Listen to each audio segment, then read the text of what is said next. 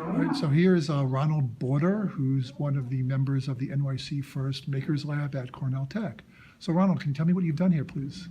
I mean, it's quite amazing the vast amount of stuff that I've been able to make in the makerspace. So to start off, I was introduced into the makerspace after my second semester of sophomore year, not sophomore, junior year. So they were looking for like some kids that are interested into STEM and engineering, math, technology, and science. And I heard that was like it was a program that was being that's been working with NYC First, and I felt I easily felt interested because NYC First or First Robotics, it's been involved in my school through the FRC competition. Since I'm one of the mechanical captains, and I was like, all right, let's take this shot. You never know what's happening. And you worked as an intern this summer here, right? Yeah, as well. also. You were a lab monitor chosen as a group among 6 kids who were chosen through an application session process and selected among them. Yeah, So you've been in the lab probably a few hundred hours. I mean, a few hundred. I'll probably say I had like 1,000 hours by now. Sure. And you've worked on your skateboard Uh, project, which does what? I mean, when I got into the class, the second semester was about taking on a project and the whole process of how to make a prototype, proof of concept, and then at the end having a product. So I come from another country, come from Colombia, and since I was born, I was always taken by my mother to everywhere I go on her car. So by the time I moved here, I had to learn how to use the public transportation here, which there's nothing wrong with taking the public transportation here.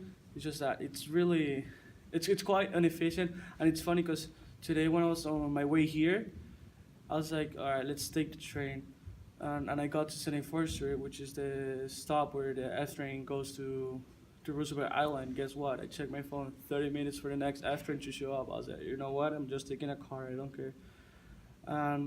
The process behind me making the skateboard was because I don't say I hate, but I very dislike the system. You normally expect to be from place A to place B, in a set amount of time, just to find out that there's some service changes because of construction or simply delays, and it's So how many hours have you worked on the board? Walk us through the process Maybe of you building the board. tell us about the board. Okay, so first, of course, I had to do my proper research about all the different components. So I had to learn that an electric motor, it's totally different to a gas motor. So what's good about electric motors is that they need just the basic components. A gas motor needs, the fuel tank, needs the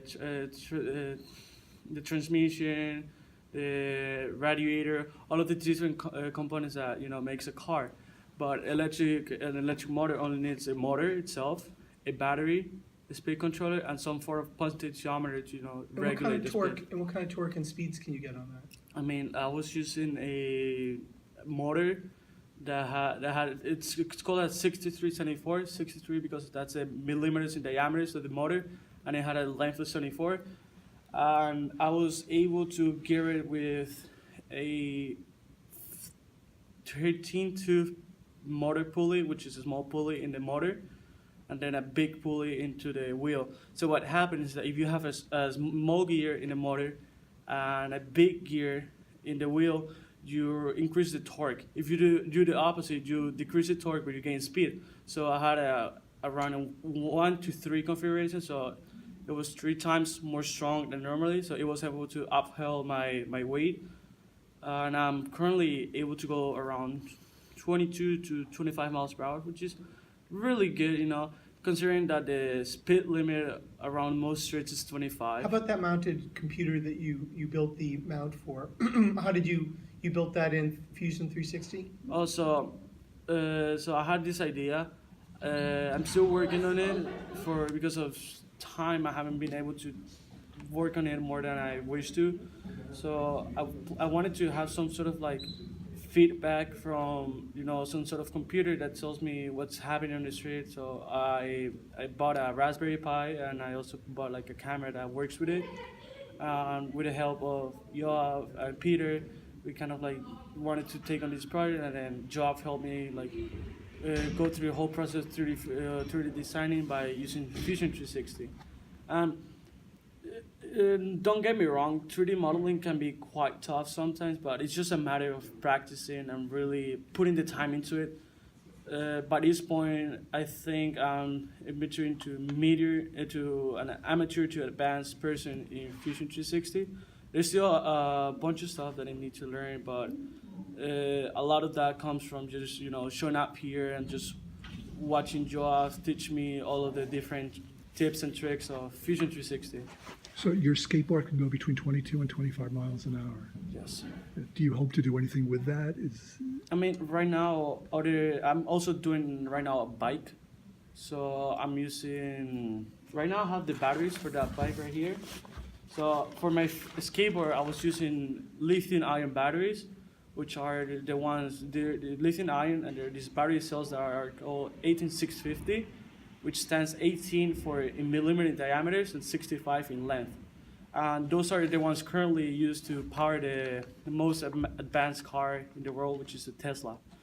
And right now I'm gonna use this LiPos because battery cells are kind of expensive. And my idea for my bike, so I'm gonna use 2 motors. I also bought a proper speed controller that's able to handle 2 motors at the same time. And that speed controller can deliver 160 amps to both motors, which means that each motor is going to get 80 amps, which is what it's rated. So I bought this new set of motors. Instead of buying 6334, I got 6380s.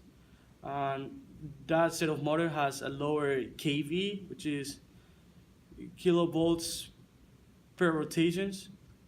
So the 6324 has 180 kV, but the ones that the 6380s has 170 kV. They're slightly less. They have less speed, but they have more torque, and it also can handle much more amps.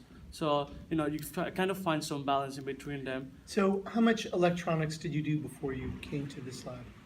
I mean, I knew some electronics because of the FRC competition. I mean, I knew what a battery was. Right. I knew but what not like this. Well, No, not to this level. I knew what a speed controller was, and I Right. knew what the motor was. But now you're really in the details. Yes, because for FRC you use brush motors, which tends to be, if I'm not wrong, don't correct me if I'm wrong, 60 to 85% in efficiency, but then you get brushless motor, which are 85 to 95% in efficiency. And the way they work is that brush motors, as the naming has these coils that are kind of like brush. When it does, it touches one of the surface of the motor, which allows currents to go in, and then it spins the motor. Brushless, what it does is you have a set of magnets all around inside, and the motor sends some pulses, which allows the motor to rotate, creating less friction by having to touch those brushes. So you're applying to engineering school. I have applied to some engineering schools. I haven't received any notice yet because it's around April. It's early. It's a little early for But me you're to know. going to be an engineer, I think. Yeah, for sure. I want to study mechanical engineering. So you, a young Elon Musk over here? Is that, For sure. Elon Musk is one of my role models. I think I want to make part of the movement of people that are going to transition from gas-powered vehicles to electric-powered vehicles. Because I believe gas should be used for something much more than just transportation. Oil can be used to power rockets. We have to move forward into the new generation, and we just can't keep wasting all of that energy into cars. Meanwhile, there's other sources of energy that can be used, and they're even much better and much environmentally friendly for our planet. Yeah, you sound like you're on a great first step to achieving this. Congratulations with the skateboard. Thank you so much. Yeah, great. All right. All right. Thank you.